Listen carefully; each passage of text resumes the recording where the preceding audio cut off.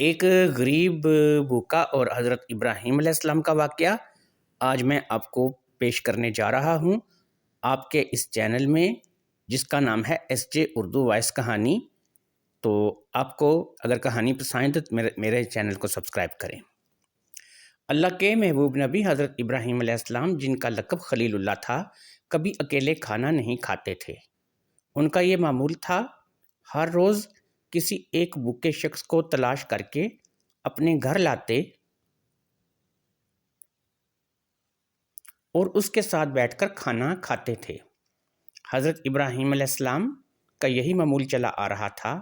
آپ ایک روز بازار گئے، آپ نے وہاں پر ایک بوڑھا لاغر شخص دیکھا جو دیکھنے میں ہی کافی بھوکا لگ رہا تھا۔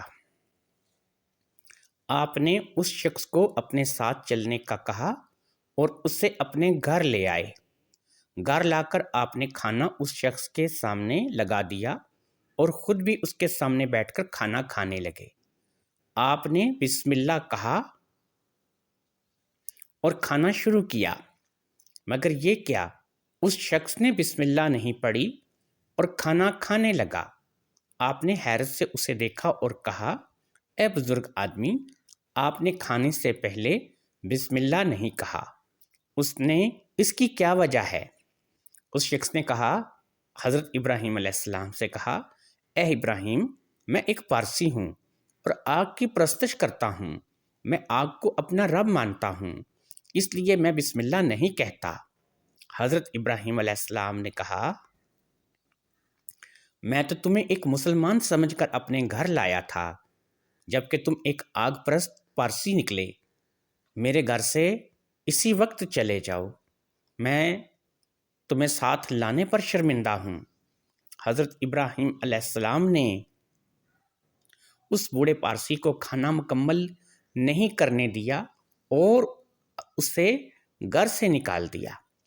ابھی وہ شخص کچھ ہی دور گیا تھا کہ حضرت جبریل اللہ کی طرف سے وحی لے کر حضرت ابراہیم علیہ السلام کے پاس آئے اور حضرت ابراہیم علیہ السلام کو اللہ کا پیغام دیا۔ اللہ نے کہا، اے ابراہیم، اس شخص کی عمر 100 سال ہے۔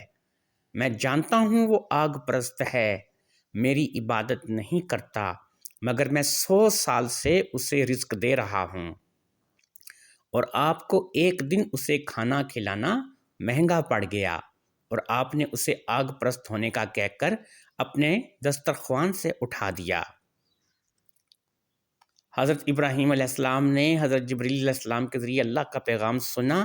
اس وقت اس شخص کے پیچھے بھاگے، اسے تلاش کیا اور اسے اپنے گھر لا کر اپنے سامنے بٹھا کر کھانا کھلایا۔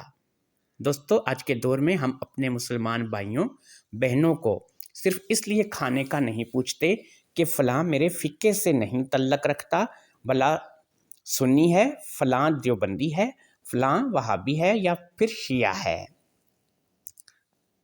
مگر دوستو، ایک بات میری یاد رکھو، کسی بھی مذہب اور فرقے سے بڑی چیز انسانیت ہے۔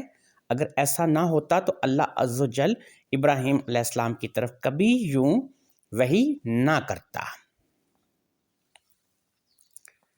اس لیے پیارے پیارے بھائیوں، ہمیں انسان کو انسان سمجھ کر اس کی قدر اور عزت کرنی چاہیے۔ مذہب اور فرقہ پرستی اس کے بعد ہونی چاہیے۔ اسلام نے سب سے زیادہ جس چیز پر زور دیا ہے وہ انسان کا اخلاق ہے۔ اس لیے جس انسان کا اخلاق اچھا ہوگا اس کا عمل وزن میں سب سے زیادہ بھاری ہوگا۔